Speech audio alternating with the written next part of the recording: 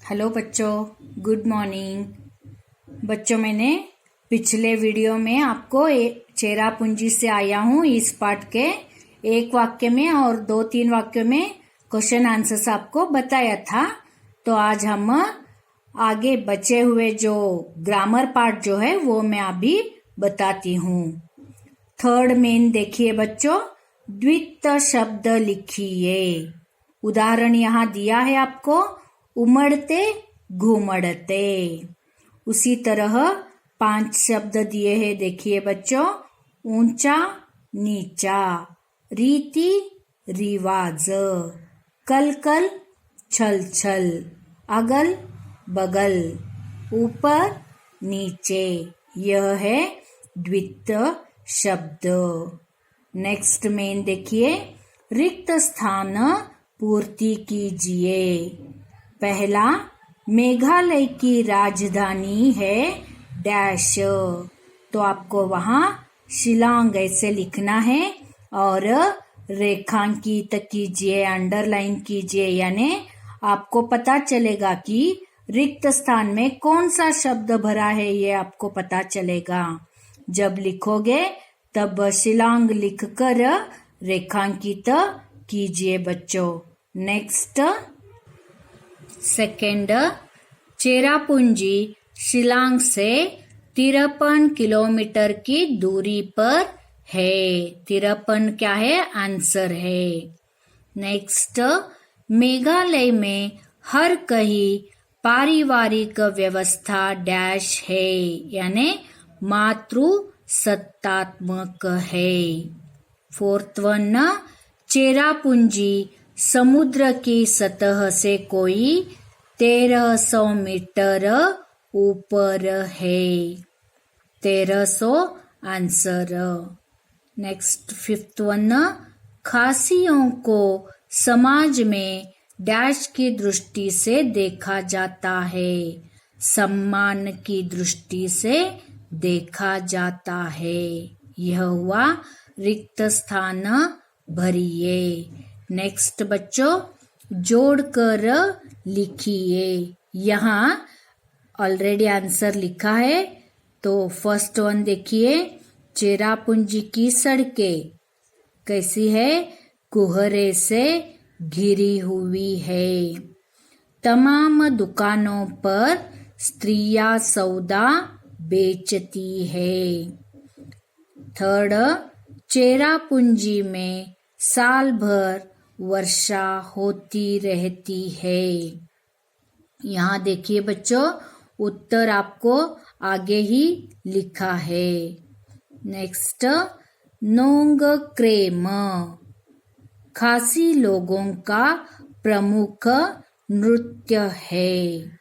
और fifth one, बेहडेन खलाम, यह जयंतिया पहाड़ों का उत्सव है। यह हुआ जोड़कर लिखिए। आगे देखिए बच्चों, यहाँ विलोम शब्द है देखिए बच्चों। तो आपको यहाँ एक उदाहरण दिया है। कौन सा उदाहरण? हिचक। तो बेहिचक, यानी बे उपसर्ग जोड़कर आपको विलोम शब्द बनाना है। फर्स्ट वन, रोक टोक। तो आपको क्या है? यहाँ बे उपसर्ग जोड़कर लिखना है, तो बे रोक टोक। इज्जत बेइज्जत, रहम बेरहम, ईमान बेईमान, कसूर बेकसूर, वफा बेवफा, शक बेशक, ताज बेताज, सहारा बेसहारा, काबू बेकाबू। यह हुए विलोम शब्द। 10 दिए हैं देखिए बच्चों। नेक्स्ट मेन जो है वो क्या है? वाक्यों को क्रम से लिखिए। यानी आपको किसी यात्रा स्थल पर जाना है तो आपको सोच समझकर आप इन वाक्यों को क्रम से लिखिए, ऐसे क्वेश्चन है। तो यहाँ आपके टेक्स्ट बुक में आगे पीछे दिए हुए हैं, लेकिन यहाँ क्या है, जैसा यानी किस तरह क्रम से लिखना है वो ऑलरेडी लिखा हुआ है, तो आप यही लिखिए बच्चों। पहले आपको कहीं यात्रा स्थल पर जाना है तो आपको क्या करना है, यात्रा स्थल को चुनना है। नेक्स्ट क्या करना है आपको, बस या रेल से आरक्षण की व्यवस्था कर लेना चाहिए। आरक्षण यानी रिजर्वेशन, कहाँ जाना है वहाँ आपको बस में जाना है या रेल से जाना है तो आपको क्या करना है, रिजर्वेशन करना है, टिकट बुक करना है। नेक्स्ट क्या करना है आपको, क्या है, छुट्टी लेना है। छुट्टी लेने के बाद जाने के लिए तैयारी करना है, यानी कपड़े सामान सब कुछ बांध लेना है। उसके बाद होटल से संपर्क कर कमरा निर्धारित करना है। उसके बाद आपको कहाँ रहना है वहाँ जाकर, तो वहाँ क्या है, होटल में या कहाँ आपको रहना है वहाँ संपर्क करके कमरा क्या है, बुक करना है। यह हुआ 7th महीना। नेक्स्ट देखिए बच्चों, नेक्स्ट अनुरूपता।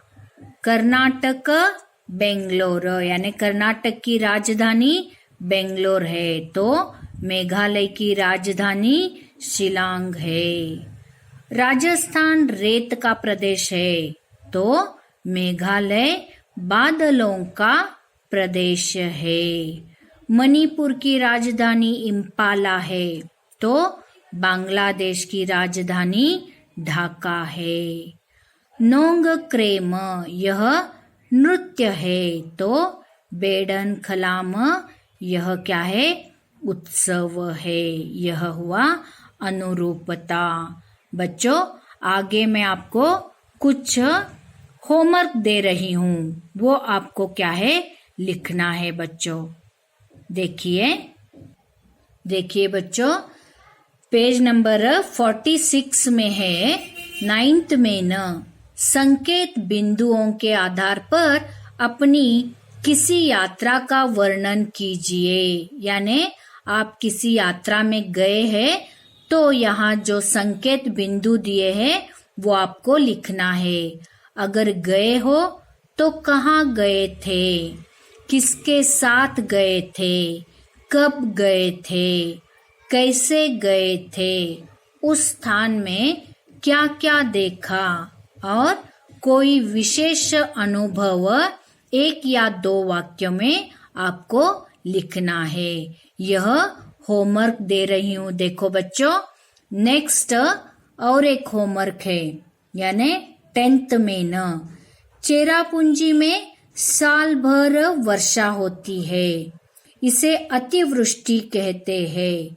इसी प्रकार कहीं कहीं पर वर्षा ऋतु में भी वर्षा नहीं होती, इसे अनावृष्टि कहते हैं। अभी देखिए बच्चों, अतिवृष्टि हो रही है, बेलगाम बागलकोट उस तरफ अतिवृष्टि हो रही है, यानी बाढ़ आ गई है। सब लोगों को रहने के लिए, खाने के लिए नहीं मिल रहा है। तो क्या है, वो बारिश बहुत होने से अतिवृष्टि हो रही है। अगर वर्षा ऋतु में वर्षा नहीं हुई तो अनावृष्टि कहते हैं। तो कक्षा में चर्चा करके इन दोनों से होने वाले हानियों को लिखिए, ऐसे कहा है। तो आपको क्या लिखना है बच्चों, अतिवृष्टि हुआ तो क्या क्या हो जाता है और अनावृष्टि होने से क्या हो जाता है। उन दोनों अतिवृष्टि और अनावृष्टि से होने वाले हानियों को आपको क्या है, 3-3 पॉइंट यहाँ लिखना है। बच्चों यह होमवर्क है, आप अपने फेयर में लिखिए। जब आप आओगे तब मैं आपका होमवर्क जो है वो मैं चेक करूंगी। समझ में आया बच्चों? अच्छा बच्चों, तो आप फेयर में लिखिए। मालूम हुआ? धन्यवाद बच्चों।